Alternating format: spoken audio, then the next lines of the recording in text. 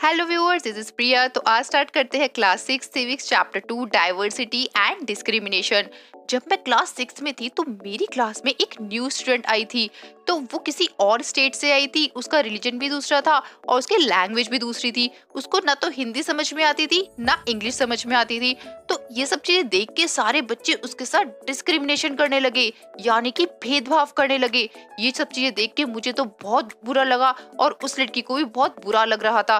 तो मैंने lunch time पे उससे बोला कि देखो, आज से तुम मेरी बेस्ट फ्रेंड हो और तुम बिल्कुल भी बुरा मत मानो किसी भी बात का, मैं देख लूंगी सबको। तो उसने बोला थैंक यू। उसको बहुत अच्छा लगा कि चलो कोई तो मेरी फ्रेंड बना है, और बाद में उसने सबकी हेल्प की। तो फिर सब बच्चों ने उससे सॉरी बोला कि हमें पता नहीं था कि तुम इतनी अच्छी हो और आज से हम सब तुम्हें अपना फ्रेंड मानते हैं। तो इसलिए बोलते हैं कि हर एक फ्रेंड जरूरी होता है और हमें किसी के साथ भेदभाव भी नहीं करना चाहिए, क्योंकि पता नहीं कौन कब काम आ जाए, और सबको इक्वली ट्रीट करना चाहिए।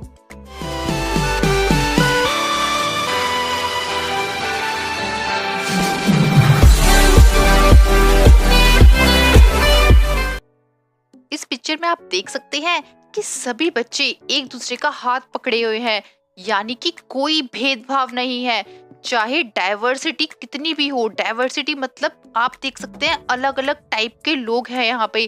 किसी का ड्रेसिंग सेंस कुछ है, किसी का ड्रेसिंग सेंस कुछ है, लेकिन कोई भी किसी से डिस्क्रिमिनेशन नहीं कर रहा है, भेदभाव नहीं कर रहा है। इसलिए हम सबको एक होकर रहना चाहिए।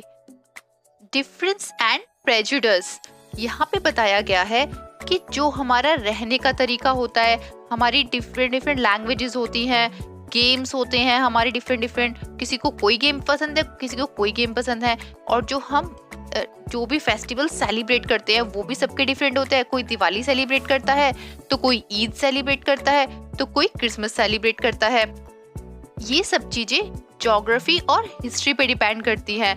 ज्योग्राफी यानी कि आसपास का एरिया, कि आप कौन से एरिया में रह रहे हैं, क्या आप प्लेन वाले एरिया में रह रहे हैं या जहाँ पे हिल्स है वहां पे रह रहे हैं, जैसे कि माउंटेन एरिया हो गया, या फिर आप कहीं डेजर्ट रेगिस्तान में रह रहे हैं।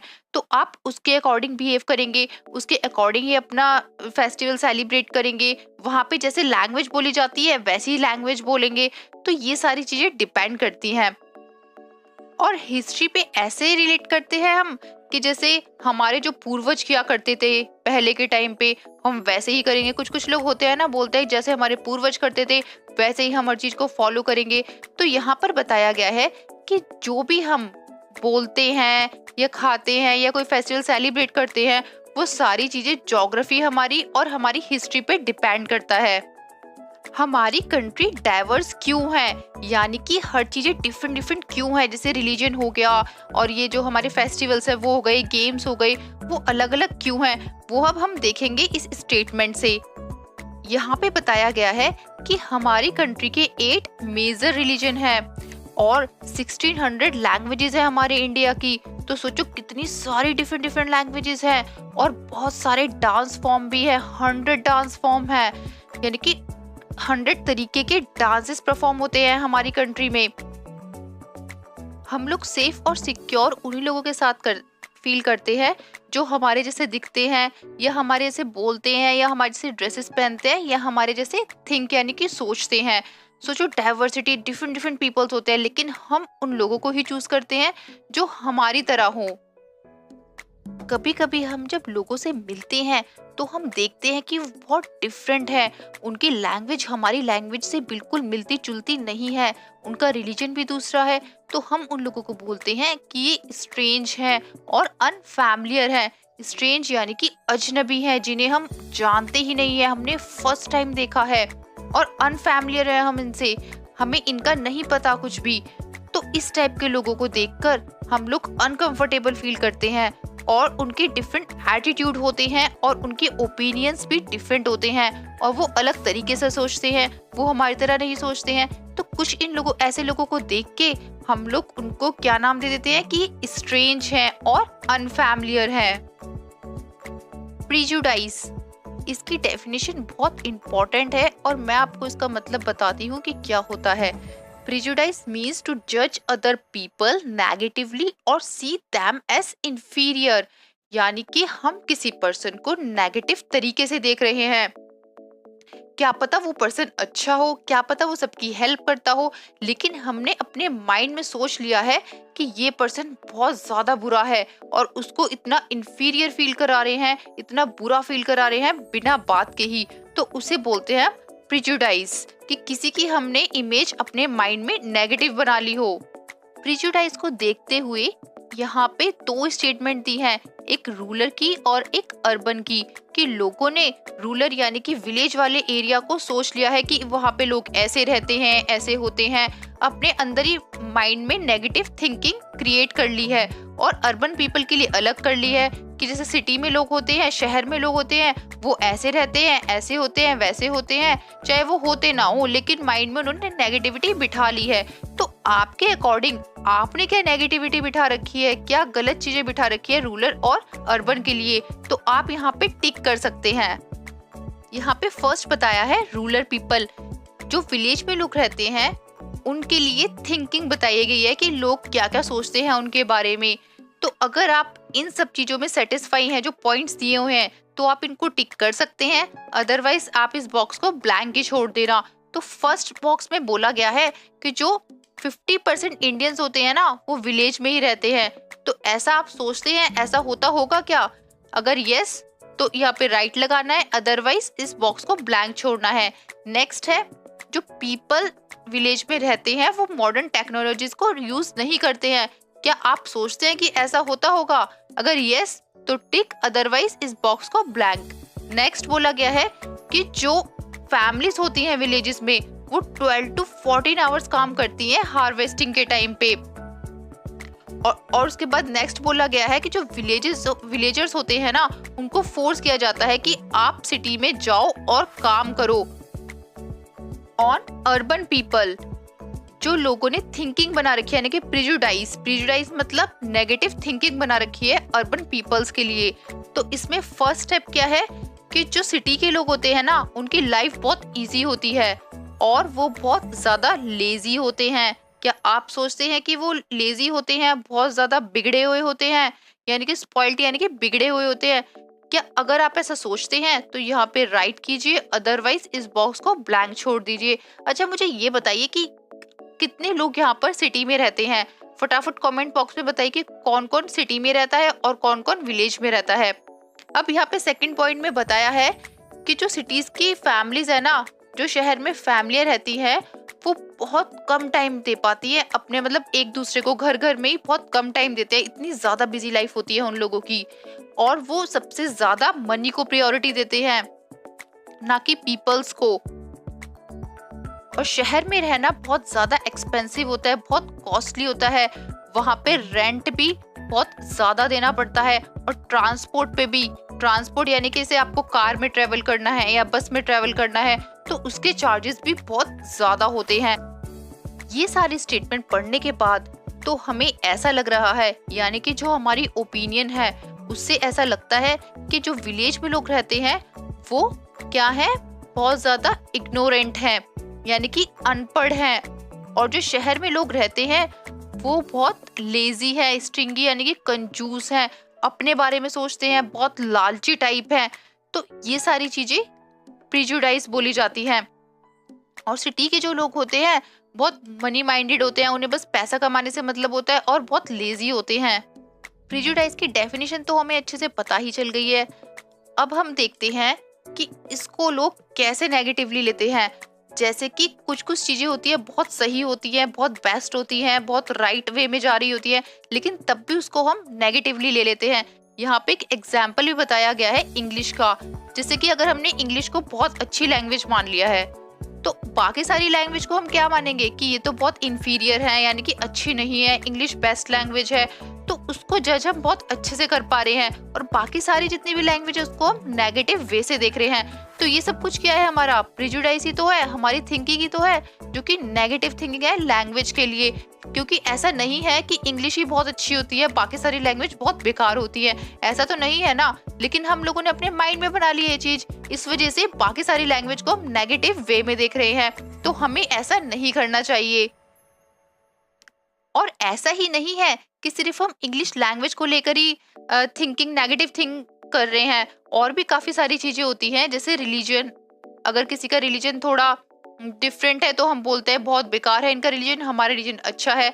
तो ये सारी चीजें भी प्रिजुडाइज में ही आती है, यानी कि आप औरों के रिलीजन को क्या कर रहे हैं, नेगेटिव वे में ले रहे हैं। लोगों की कलर की स्किन जो होती है, किसी की ब्लैक है किसी की व्हाइट है, तो इसकी वजह से भी लोग एक तरीके से भेदभाव करते हैं, डिस्क्रिमिनेशन करते हैं। तो ये सब चीजें भी नहीं होनी चाहिए। लोगों का बोलने का तरीका या उनके जो क्लोथ्स होते हैं उनको भी देख के प्रिजुडाइज करते हैं लोग, नेगेटिव सोचते हैं। तो ये सारी चीजें गलत है, ये सब चीजें नहीं होनी चाहिए। यानी कि जो प्रिजुडाइज है वो बहुत गलत है। हमें नेगेटिव नहीं सोचना चाहिए किसी भी चीज को लेकर, चाहे कोई किसी की कैसी भी स्किन हो, चाहे गोरी हो चाहे काली हो, चाहे कोई कैसी किसी भी रिलीजन से रिलेटेड हो, चाहे कोई मुस्लिम हो या फिर कोई क्रिश्चियन हो। किसी के साथ भेदभाव नहीं करना चाहिए, किसी को भी नेगेटिव वे में नहीं देखना चाहिए। सबसे फ्रेंडशिप रखनी चाहिए और सबकी हेल्प करनी चाहिए, क्योंकि ये सब चीजें ना बहुत हर्ट करती हैं। अगर आप किसी से भेदभाव कर रहे हैं, डिस्क्रिमिनेशन कर रहे हैं या फिर किसी से प्रिजुडाइज कर रहे हैं, किसी को नेगेटिव वे में सोच रहे हैं, तो ये सब चीजें गलत हैं। Creating stereotype. अब स्टीरियोटाइप की मैं डेफिनेशन बताती हूँ, बहुत इंपॉर्टेंट है। When we fix people into one image we create a stereotype. अगर हम किसी पर्सन की इमेज अपने माइंड में बना लेते हैं, चाहे वो अच्छा हो चाहे वो बुरा हो, हमने अपने अकॉर्डिंग उसकी इमेज बना ली हो, तो उसे बोलते हैं स्टीरियोटाइप। मैं आपको एक एग्जांपल देती हूँ। दो स्टूडेंट होते हैं, वो एक दूसरे को नहीं जानते हैं। फर्स्ट डे वो स्कूल में आते हैं, तो एक सोचता है माइंड में कि पक्का ये बहुत ज्यादा रूड होगा, ये अच्छा नहीं है, ये किसी के साथ अच्छे से बिहेव नहीं करेगा। दूसरा वाला सोचता है कि क्या पता ये पर्सन बहुत अच्छा हो, क्या पता ये मेरी हेल्प करे, क्या पता ये मेरा फ्रेंड बन जाए। तो ऐसे आप किसी भी पर्सन की इमेज अपने माइंड में बना रहे हो, लेकिन आप उसको अच्छे से जानते नहीं हो। तो ये सब चीजें होती है स्टीरियोटाइप। हमें पता है कि जेंडर डिफरेंसेस बहुत ज्यादा होते हैं बॉय और गर्ल को लेके। यहाँ पे कुछ एग्जाम्पल बताए हुए हैं, मैं आपको एक्सप्लेन करती हूँ। यहाँ पे हमें कुछ सेंटेंसेस दिए हुए हैं और हमें अरेंज करने हैं गर्ल्स और बॉयज के अकॉर्डिंग। जैसे फर्स्ट बोला गया है they are well behaved. Well behave कौन करता है, गर्ल्स या फिर बॉयज? दोनों ही करते हैं मेरे अकॉर्डिंग। तो देखो, they are soft spoken and gentle. Soft spoken तो ऑब्वियसली गर्ल्स ही होती है। Next, they are physically strong, boys. लेकिन अब तो गर्ल्स भी होने लग गई है, ऐसा नहीं है। दे आर नॉटी, नॉटी तो बॉयज ही होते हैं बहुत ज्यादा। They are good at dance and painting, both girls भी होती हैं और बॉयज भी होते हैं। They don't cry, boys. तो ये सारी हमारी थिंकिंग ही है। क्या पता ये सब चीजें गर्ल्स भी फॉलो करती हो और जो गर्ल्स फॉलो करते हो बॉयज भी फॉलो करते हो। लेकिन ये जितनी भी सेंटेंसेस है ना, वो क्या है, हमारी स्टीरियोटाइप है। यानी हमारी सोच है कि अगर इमोशनल है तो वो गर्ल्स होंगी, अगर वो बहुत ज्यादा रूड है तो वो बॉयज होंगे, अगर बहुत अच्छा कुकिंग कर लेती है तो वो गर्ल्स होंगी। तो इन सब चीजों को बोलते हैं स्टीरियोटाइप, जो हमने सोच रखा है, पहले से इमेज बनाई हुई है। ये सारे पॉइंट फिल करने के बाद आप अपने टीचर से इसको चेक करवा सकते हैं और पूछ भी सकते हैं रीजन कि ऐसा ही क्यों है, गर्ल्स इमोशनल क्यों होती हैं, बॉयज कभी भी क्यों नहीं रोते हैं। अभी हमने जो स्टेटमेंट में एक स्टेटमेंट देखी थी, दे डोंट क्राई, तो इसको रीड करते ही हमारे माइंड में आया कि या तो ये बॉयज या फिर ये मेन से रिलेटेड होगा, क्योंकि गर्ल्स तो बहुत जल्दी रो पड़ती हैं। तो ऐसा क्यों है? क्योंकि जब सब बेबीज थे, जब छोटे थे, चाहे वो गर्ल हो चाहे वो बॉय हो, दोनों ही रोआ करते थे। तब तो ऐसा नहीं था कुछ भी। लेकिन बड़े होने पर ऐसा क्या सिखा दिया जाता है कि बोला जाता है कि बॉयज जो है वो नहीं रोएंगे और जो गर्ल्स हैं वो रो सकती हैं, क्योंकि उनके माइंड में ऐसा सेट किया जाता है। स्टीरियोटाइप पूरे फैमिली को बनाया जाता है। जो फैमिली मेंबर्स होते हैं ना, वो बच्चे को सिखाते हैं कि तुम लड़के हो, तुम अगर रोगे तो तुम्हारी बेइज्जती हो जाएगी, तुम बहुत ब्रेव हो, बहादुर हो। तो ऐसा सिखाया जाता है बॉयज को। इस वजह से जब वो बड़े होते हैं ना, तो वो रोते नहीं है बिल्कुल भी, और गर्ल्स होती हैं उनको ऐसा कुछ बोला ही नहीं जाता है। तो ये सब चीजें क्या है, स्टीरियोटाइप ही तो है। हमारे माइंड में ही तो बिठा दी है हमारी फैमिली के मेंबर्स ने कि हमें ऐसा नहीं करना चाहिए, वैसा नहीं करना चाहिए, ऐसा करोगे तो तुम ऐसे हो जाओगे, वैसा करोगे तो तुम वैसे हो जाओगे। तो अगर गर्ल्स को भी ऐसे बोला जाए बचपन से कि तुम्हें रोना ही नहीं है, तुम भी ब्रेव हो, तो वो भी बड़े होके कभी नहीं रोएंगी और वो भी ब्रेव बनने की कोशिश करेंगी। तो ये सारी चीजें हम अपने माइंड में खुद ही बना लेते हैं कि जो बॉयज हैं वो ये काम करेंगे, जो गर्ल्स हैं वो ये काम करेंगी। पहले से ही डिवाइड कर दिया जाता है हर चीज को। आप देख सकते हैं यहाँ पे कुछ पिक्चर्स हैं डिसेबल चिल्ड्रन की, जो कि अच्छे से चल नहीं पाते हैं। लेकिन ऐसा नहीं है अगर वो चल नहीं पाते हैं कि उनका माइंड भी काम नहीं करता है। देखो आप ये वाला फिगर देखो, कितनी अच्छे से पेंटिंग बना रहे हैं। तो यहाँ पर बोला जा रहा है कि मैं अगर नहीं चल सकता हूँ तो कोई बात नहीं, लेकिन मैं अच्छे से अपना माइंड का यूज तो कर सकता हूँ, मैं पेंटिंग तो कर सकता हूँ। तो ऐसे ही लोग अपनी क्रिएटिविटी को दिखाते हैं। पहले इस टाइप के बच्चों को डिसेबल बोला जाता था, लेकिन अब नेम चेंज कर दिया गया है। अब बोला जाता है चिल्ड्रंस विद स्पेशल नीड्स, क्योंकि डिसेबल थोड़ी ना है ये लोग, इनका माइंड थोड़ी ना खराब है, माइंड तो चल रहा है ना, और कितना शार्प माइंड चल रहा है, जो कि एक अच्छे से जो प्रॉपर पर्सन होता है वो काम नहीं कर सकता, वो ये लोग काम करते हैं। इतनी अच्छी पेंटिंग बनाते हैं, इनके इतने अच्छे माइंड होते हैं, शार्प माइंड होते हैं, काफी कॉम्पिटिशन्स भी जीतते हैं। तो ये बहुत अच्छी बात है कि लोग आगे बढ़ रहे हैं, ऐसे चिल्ड्रंस भी कुछ अपनी एक्टिविटीज दिखा रहे हैं, कुछ अच्छा परफॉर्म कर रहे हैं। यहाँ पे काफी सारे एग्जाम्पल बताए हुए हैं स्टीरियोटाइप के। जैसे कि बॉयज होते हैं, उन्हें बोला जाता है कि अगर आप रोए, यानी कि कोई अगर लड़का रोता है तो उसके ऊपर फिर सब लोग हंसने लग जाते हैं, उसे टीज करते हैं, चिढ़ाते हैं कि ओ तू लड़की है क्या, तू रो रहा है। तो ये सारी चीजें किसने बनाई? ये सारी थिंकिंग लोगों ने ही तो बनाई है। ये जो स्टीरियोटाइप है, माइंड में इमेज बनाई है, लोगों ने ही बनाई है खुद। और यहाँ बोला गया है कि जैसे गर्ल्स होती हैं, तुम गर्ल्स हो, तुम्हें ऐसे बिहेव करना है, तुम्हें वैसे बिहेव करना है।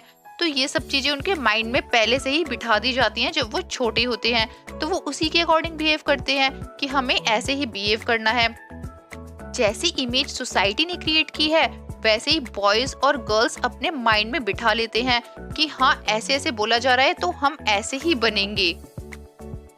यहाँ पे एक और स्टेटमेंट दी है सॉफ्ट एंड जेंटल और वेल बिहेव का। तो ये सब चीजें गर्ल्स के लिए बोली जाती हैं कि आप गर्ल्स हो तो आपको वेल बिहेव करना है और सॉफ्टली बोलना है। तो ये सब चीजें हमें बचपन से सिखाई जाती है कि आपको ऐसे बिहेव करना है, वैसे बिहेव करना है, ऐसे बोलना है, वैसे बोलना है।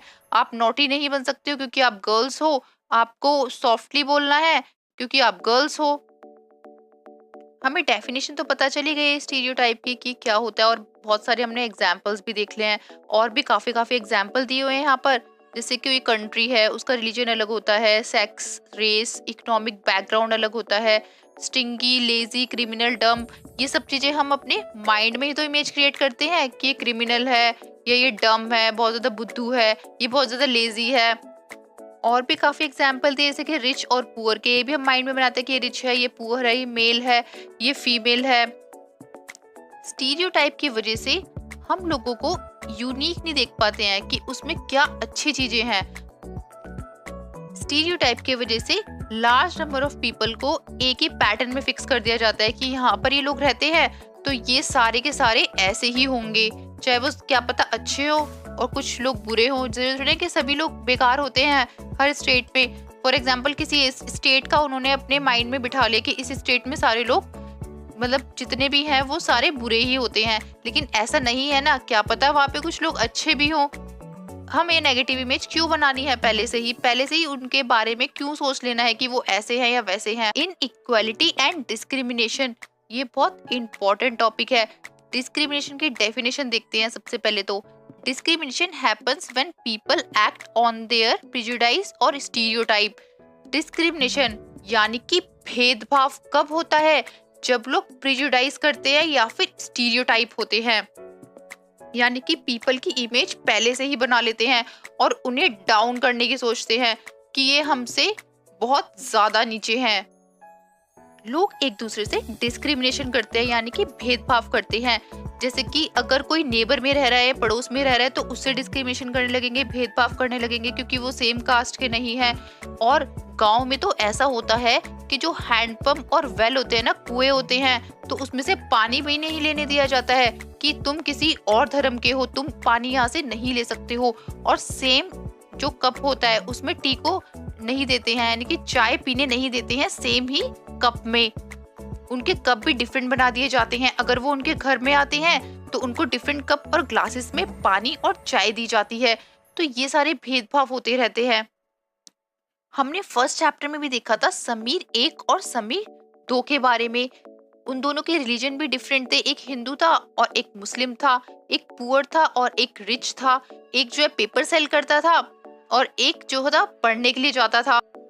ये जो डिफरेंस है ना दोनों के बीच का, कि एक पुअर है एक रिच है, एक का रिलीजन क्या है और एक का रिलीजन क्या है, मतलब दोनों का रिलीजन भी डिफरेंट है, तो ये सब चीजें होती है इनइक्वालिटी। इसका मतलब दोनों को इक्वालिटी नहीं दी जा रही है।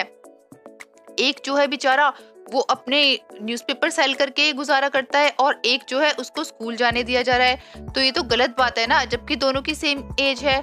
दोनों को इक्वालिटी देनी चाहिए, दोनों के साथ इक्वली ट्रीट करना चाहिए, तब भी यहाँ पर इनइक्वालिटी हो रही है, डिफरेंसेस हो रही हैं, तो इसी को बोलते हैं हम इनइक्वालिटी। अब जो लोग पुअर होते हैं, गरीब होते हैं, वो अपनी बेसिक नीड को भी फुलफिल नहीं कर पाते हैं, उनको खाना भी अच्छे से नहीं मिल पाता है, और जो उनकी क्लोथिंग, पहनने का तरीका होता है, कपड़े और रहने का रहन सहन होता है जहाँ पे वो रहते हैं, तो इन सब चीजों के बेसिस पे भी भेदभाव किया जाता है, डिस्क्रिमिनेशन किया जाता है उनके ऑफिस में, हॉस्पिटल्स में भी, स्कूल्स में भी, कि तुम गरीब हो, तुम पुअर हो, तुम्हारे साथ अच्छा बिहेव नहीं किया जाएगा। काफी लोगों के साथ तो बहुत ज्यादा ही डिस्क्रिमिनेशन होता है। एक तो बेचारे वो पुअर होते हैं, गरीब होते हैं, ऊपर से जो उनके कल्चर होता है ना उसकी भी कोई वैल्यू नहीं होती है। मोस्टली ऐसा ट्राइबल पीपल के साथ होता है, जो फॉरेस्ट में रहते हैं लोग, उनके साथ, उनको बोलते हैं ट्राइबल पीपल। उनके रिलीजन की भी कोई रिस्पेक्ट नहीं की जाती है। कास्ट की वजह से भी उनके साथ डिस्क्रिमिनेशन होता है, भेदभाव होता है। स्टीरियोटाइप का यहाँ पे एक एग्जाम्पल बताया हुआ है कि जो मुस्लिम लोग होते थे वो गर्ल्स को स्कूल भेजने में विश्वास नहीं रखते थे, वो चाहते नहीं थे कि गर्ल्स जो है स्कूल जाएं, क्योंकि वहाँ पे बहुत ज्यादा गरीबी थी, पॉवर्टी थी, इस वजह से मुस्लिम गर्ल्स स्कूल नहीं जा पाती थी। बाद में फिर काफी ज्यादा एफर्ट्स लगाए गए कि पुअर पीपल को भी एजुकेशन मिलनी चाहिए। फिर मुस्लिम कम्युनिटी ने थोड़ा इंटरेस्ट दिखाया कि हाँ चलो हमें भी गर्ल्स को स्कूल भेजना चाहिए, उन्हें भी पढ़ने का राइट दे देना चाहिए। यहाँ पे एक एग्जाम्पल बताया है केरला का। केरला में जो स्कूल था ना वो बहुत दूर था घर से, तो जो बच्चियां होती थी, गर्ल्स होती थी, वो इतनी दूर जाया करती थी स्कूल, और गवर्नमेंट ने काफी सारी बस सर्विस भी प्रोवाइड करवा दी थी। और जो टीचर्स होते थे ना स्कूल में, रूरल एरिया में, विलेज वाले एरिया में 60% उसमें से वीमेन हुआ करती थी। तो इस वजह से काफी सारी मुस्लिम कम्युनिटी ने अपनी गर्ल्स को भेजा स्कूल। बट अदर स्टेट में और जो दूसरे स्टेट में इतना एफर्ट्स नहीं लगाया जाता है, और जो पुअर चिल्ड्रन होते हैं यानी कि गरीब बच्चे होते हैं, चाहे वो किसी भी फैमिली से हो, चाहे मुस्लिम हो, ट्राइबल हो और कोई भी लोअर कास्ट हो, उनको बहुत डिफिकल्टी होती है स्कूल जाने में, क्योंकि उन्हें अलाउड नहीं किया जाता है स्कूल जाने के लिए। तो ये सब कुछ डिस्क्रिमिनेशन ही तो है, भेदभाव ही तो है, इनइक्वालिटी तो है, इक्वली ट्रीट नहीं किया जा रहा है सबको।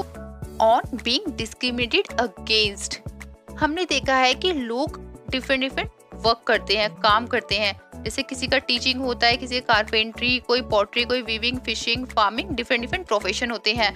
रहने के लिए, जीने के लिए उन्हें कुछ ना कुछ काम तो करना ही पड़ेगा। और काफी लोग होते हैं वो क्लीनिंग का काम करते हैं, झाड़ू पोछा करते हैं, या वॉशिंग, कटिंग हेयर, बाल काटना, जो नाई होते हैं वो, पिकिंग गार्बेज, कोई कूड़ा करकट उठाता है। तो अब भैया कमाना है, जीना है तो कमाना ही पड़ेगा। तो इन लोगों के साथ बहुत ज्यादा डिस्क्रिमिनेशन होता है। जो क्लीनिंग, वॉशिंग, कटिंग हेयर और पिकिंग गार्बेज यानी कि जो कूड़ा वगैरह उठाते हैं, उनको बोला जाता है कि आप बहुत डर्टी हो, बहुत गंदे हो। और इसी को बोलते हैं कास्ट सिस्टम। भेदभाव किया जाता है इनकी कास्ट को लेके। बोला जाता है कि तुम लोअर कास्ट हो, तुम्हें छोटा मोटा काम करते हो, तुम गंदे काम करते हो, गंदगी मतलब सफाई का काम करते हो, इस वजह से तुम लोअर कास्ट हो। और जो बाकी लोग हैं वो क्या है, अपर कास्ट में है। तो ऐसे भेदभाव किया जाता है, इनइक्वालिटी होती है। अपर कास्ट वाले अपने आप को सुपीरियर समझते हैं, कहते हैं लैडर है यानी कि एक सीढ़ी है, सीढ़ी के सबसे ऊपर टॉप पे हम लोग हैं और बॉटम पे जो है वो लोअर कास्ट है, ऐसे बोला जाता है। और उनको ये भी बोला जाता है कि आप अनटचेबल है, यानी कि हम आपको टच नहीं करेंगे और आप हमारे घर में भी एंट्री नहीं लोगे। अब देखो कास्ट में कैसे भेदभाव होता है। ये बोला जाता है कि अगर आप ये छोटा मोटा काम कर रहे हो, जैसे कि कूड़ा उठाने वाला काम कर रहे हो, या डेड एनिमल को हटा रहे हो, या कोई झाड़ू पोछा कर रहे हो, वॉशरूम वगैरह टॉयलेट्स वगैरह साफ कर रहे हो, तो आप लोग अनटचेबल हो और उन लोगों को कोई और काम करने की परमिशन नहीं दी जाती। और जो उनके बच्चे होते हैं ना, उनको भी यही बोला जाता है कि तुम भी यही काम करोगे, तुम कोई और प्रोफेशन चूज नहीं कर सकते हो अपनी मर्जी से। तो इतना बुरा बुरा होता था, लेकिन ये सब कुछ पहले के टाइम पे होता था, अब ऐसा कुछ भी नहीं है। जो अपर कास्ट होती थी वो कहती थी कि तुम हमारे यहाँ से, जैसे विलेज में जो कुआं वगैरह होता था, वेल होते थे या हैंडपंप होता था, वहां से तुम पानी नहीं ले सकते हो, तुम्हें अलाउड नहीं किया जाएगा, तुम टेम्पल में भी नहीं जा सकते हो। और स्कूल में भी जो लोअर कास्ट के चिल्ड्रंस होंगे, बच्चे होंगे, वो अपर कास्ट के बच्चों के साथ नहीं बैठ सकते हैं, उनको अलग बैठना पड़ेगा। आप इस फिगर में देख सकते हैं एक टीचर बच्चों को पढ़ा रहे हैं।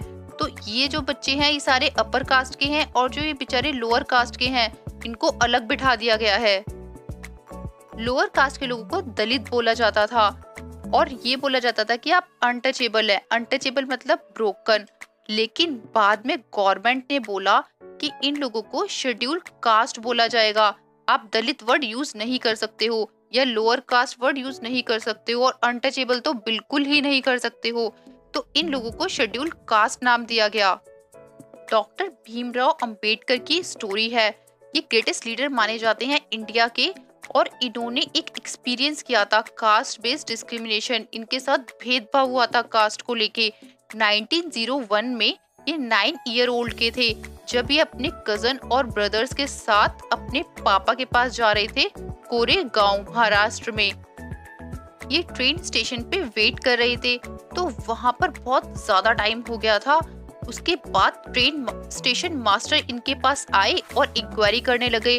तो उन्होंने इनकी टिकट्स वगैरह देखी और देखा कि ये तो बहुत अच्छे से वेल ड्रेस हैं, तो उन्हें लगा कि ये पक्का अपर कास्ट के ही हैं, और उनसे पूछा कि आप कहाँ पे जाना चाहते हो। तो इन्होंने बोला कि हम तो कोरेगांव जाना चाहते हैं, और मैं अपने फादर से मिलना चाहता हूँ वहां जाके, और मैं उन्हीं का वेट कर रहा हूँ। डॉक्टर भीमराव अंबेडकर अपने कजन और ब्रदर के साथ बहुत देर से वेट कर रहे होते हैं। अब 1 आवर हो जाता है, कोई भी ट्रेन स्टेशन पे आता ही नहीं है लेने। फिर वहां पे स्टेशन मास्टर आते हैं और उनसे इंक्वायरी करते हैं कि अपनी टिकट दिखाओ। तो वो अपनी टिकट दिखा देते हैं। तो वो कहते हैं तुम्हें कहाँ जाना है। तो वो कहते हैं हमें कोरेगांव जाना है, और मेरे पापा या फिर उनके सर्वेंट मुझे लेने आने वाले थे, लेकिन अभी तक कोई नहीं आया, और हमें नहीं पता कि कोरेगांव हम कैसे पहुंचे। स्टेशन मास्टर ने देखा कि वो तो बहुत वेल ड्रेस है, तो उन्हें लगा कि ये पक्का दलित तो नहीं होंगे, यानी कि लोअर कास्ट तो ये नहीं है, ये अपर ही कास्ट है। तो उन्होंने सोचा कि क्यों ना मैं ही इनकी हेल्प कर दूं। फिर उन्होंने बोला कि अच्छा ये बताओ कि तुम कहाँ से बिलोंग करते हो और तुम्हारी कास्ट क्या है, तुम पक्का ब्राह्मण ही हो ना। तो वो बोलते हैं नहीं, हम ब्राह्मण नहीं हैं, हम महर हैं। महर एक दलित कम्युनिटी है बॉम्बे में। तो जब ये सब चीजें पता चली स्टेशन मास्टर को, तो वो वहीं पे हैरान हो गया। स्टेशन मास्टर ये सोच के उन लोगों से बहुत ज्यादा डिस्टेंस बना लिया उसने, और वो अपने रूम से भी चला गया। 15-20 मिनट्स बाद जब रात होने लगी धीरे धीरे कर, तो अब इन लोगों को टेंशन हो गई डॉक्टर बी आर अम्बेडकर को, और जो उनके कजन्स और ब्रदर्स थे उन्होंने सोचा अब क्या किया जाए। फादर भी नहीं लेने आया है, पापा भी नहीं लेने आए हैं, और स्टेशन मास्टर भी हमारे साथ भेदभाव कर रहा है, वो भी हमें छोड़ के चले गए हैं। अब जो उनकी खुशी थी, बहुत ज्यादा खुश थे वो कि वाओ अब तो हम अपने गांव जाएंगे, ये सब चीजें सैडनेस में चेंज होने लगी थी। वो बहुत दुखी हो गए थे कि अब हम कैसे जाएं अपने गांव। हाफ एन आवर बाद, आधे घंटे बाद स्टेशन मास्टर फिर दोबारा आया उनके पास। तो इन लोगों ने बोला कि ठीक है, अगर आप ट्रेन में हमें एंट्री नहीं करने दे रहे हैं तो आप हमें पुलिस कार्ड का बता दीजिए, हम उससे चले जाएंगे, यानी कि जो बैलगाड़ी होती है उससे चले जाएंगे। स्टेशन मास्टर ने बता दिया कि आप यहाँ से स्ट्रेट जाइए, आपको बहुत सारे पुलिस कार्ड्स मिल जाएंगे। लेकिन जब पुलिस कार्ड्स वालों को पता चला कि ये लोग महर है, यानी कि दलित कम्युनिटी के हैं, तो उन लोगों ने भी उनसे मना कर दिया कि हम आपको नहीं लेके जाएंगे, क्योंकि आप अनटचेबल क्लास से बिलोंग करते हैं। जबकि उन्होंने उनको डबल पे करने को तैयार हो गए थे और डबल पैसा देने को तैयार हो गए थे कि हम तुम्हें डबल पैसा देंगे, कम से कम तुम हमें अपने घर तक तो पहुंचा दो, हम अपने घर तो चले जाएं। लेकिन वो लोग उनकी बातों को मान ही नहीं रहे थे। फिर फाइनली स्टेशन मास्टर ने ही बोला कि ऐसा मत करो, इनको ले जाओ घर, क्योंकि ये बहुत दूर से आए हैं, और उसको कुछ समझाया। फिर फाइनली जो बुल्क कार्ट वाले थे वो रेडी हो गए थे इनको ले जाने के लिए। इमेजिन करो कितना डिफिकल्ट होता होगा। कास्ट सिस्टम की वजह से लोगों के साथ कितना ज्यादा डिस्क्रिमिनेशन होता था कि वो एक जगह से दूसरी जगह पे भी अच्छे से नहीं जा पाते थे। उन्हें इतना इंसल्ट फील किया जाता था और हर्ट भी किया जाता था काफी ज्यादा, और उनको मना भी किया जाता था कि उनको कोई भी टच नहीं करेगा। और गांव में तो ये भी होता था कि एक ही कुएं से वो लोग पानी नहीं पिएंगे, उनका जो कुआं होता है, वेल होता है, वो अलग ही होगा। हमने जो स्मॉल इंसिडेंट देखा अभी डॉक्टर बी.आर. अम्बेडकर का, ये बुल्क कार्ट वाले को एक्स्ट्रा पैसे देने को भी रेडी थे, तो भी वो इनको नहीं लेके जा रहा था क्योंकि ये दलित थे, अनटचेबल थे। इस वजह से तो कितना ज्यादा भेदभाव हुआ करता था। इस कास्ट डिस्क्रिमिनेशन की वजह से लोगों की डिग्निटी हर्ट होती थी, उनको रिस्पेक्ट नहीं दी जाती थी अच्छे से। ये सभी चीजें देख के डॉक्टर भीमराव अंबेडकर ने काफी सारे रिफॉर्म किए थे, सुधार किए थे, और इनको father of the Indian constitution भी बोला जाता है। कॉन्स्टिट्यूशन एक बुक होती है जिसमें बहुत सारे लॉज लिखे होते हैं, तो उन लॉज में इन्होंने काफी सारे लॉज भी बनाए थे दलित्स के लिए कि उनके साथ ऐसा नहीं होना चाहिए। इन्होंने बहुत ज्यादा फाइट भी की थी अपनी कम्युनिटी के लिए, क्योंकि ये दलित कम्युनिटी से बिलोंग करते थे और महर कास्ट थी जो कि अनटचेबल मानी जाती थी। दलित होने की वजह से इनको विलेज में रहने के लिए अलाउड नहीं किया जाता था। इनको बोला जाता था कि आप विलेज से बाहर रहोगे। अब ये सारी चीजें देखकर इन्होंने बहुत ज्यादा स्टडी की थी, यानी कि एजुकेशन की थी। अपनी कास्ट में ये पहले पर्सन ऐसे थे जो कि एजुकेशन के लिए इंग्लैंड गए थे और वहां पे जाके लॉयर बन गए थे।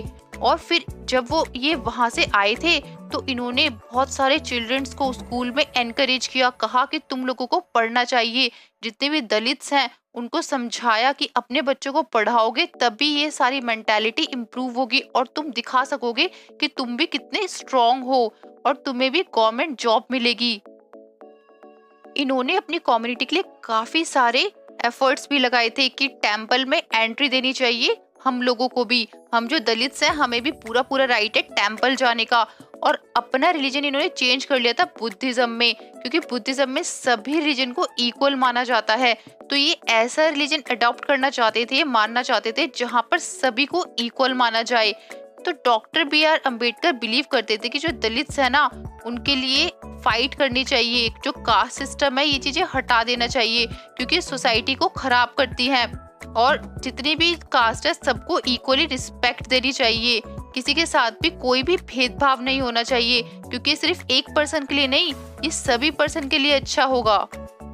स्ट्राइविंग फॉर इक्वलिटी, स्ट्राइविंग मतलब होता है प्रयास करना, कोशिश करना कि सबको इक्वली ट्रीट किया जाए। तो जब ब्रिटिशर्स थे ना इंडिया में, तो हम लोग चाहते थे कि फ्रीडम हो, हमें इनसे छुटकारा मिले।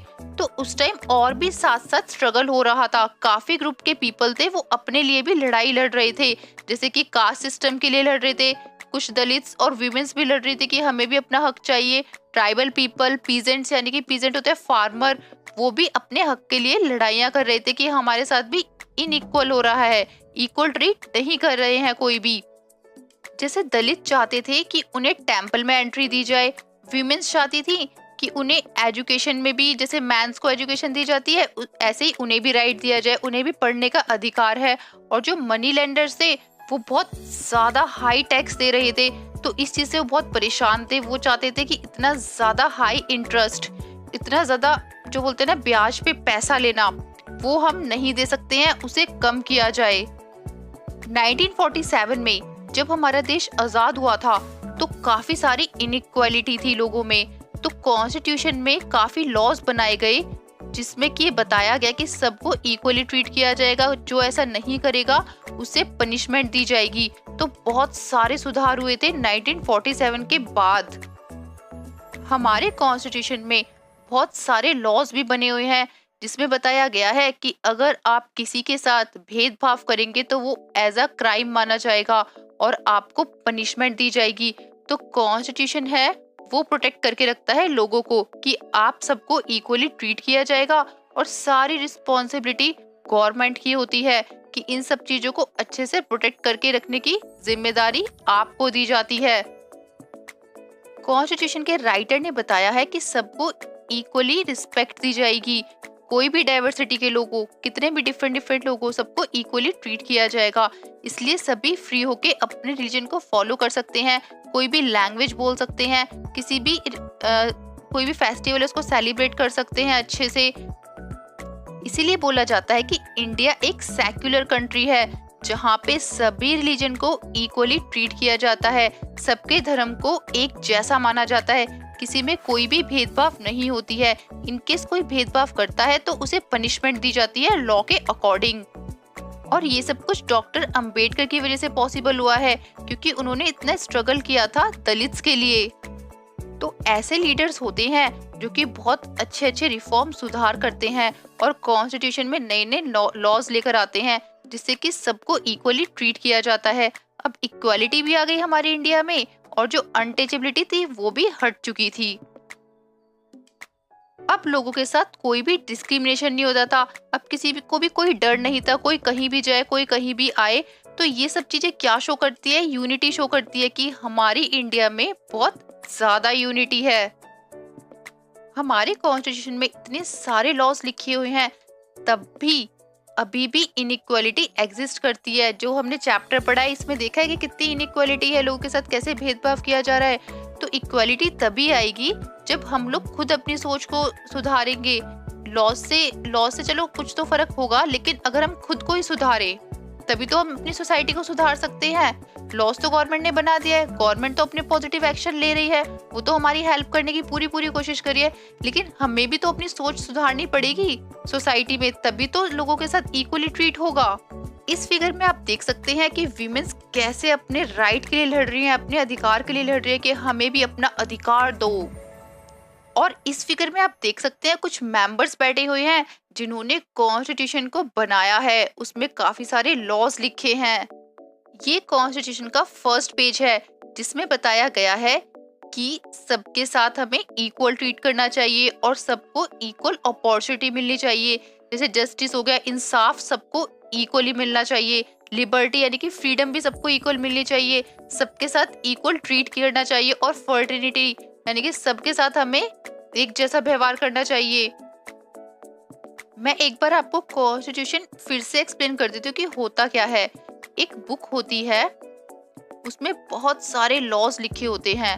अगर उन लॉज को कोई फॉलो नहीं करता है तो उसे कोर्ट पनिशमेंट देते हैं। तो इसलिए काफी सारे इसमें ऐसे लॉ लिखे होते हैं जो कि लोगों को फॉलो करने पड़ते हैं, और ये सब इक्वालिटी के बेसिस पे होता है कि सबको इक्वली ट्रीट करनी चाहिए, यानी कि इंसाफ मिलना चाहिए। अगर कोई इन सब चीजों को फॉलो नहीं करता है, एक दूसरे से डिस्क्रिमिनेशन करता है, भेदभाव करता है, तो उसको पनिशमेंट मिलती है और वो पनिशमेंट कोर्ट देता है।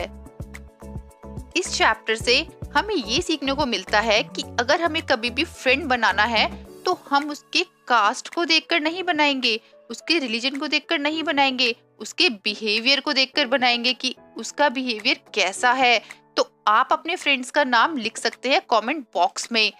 आई होप आपको ये चैप्टर बहुत अच्छे समझ आया होगा। इनकेस फिर भी कोई डाउट है ना तो आप कमेंट सेक्शन में लिख सकते हैं, और प्लीज मेरे चैनल को लाइक एंड सब्सक्राइब जरूर करें। Thank you.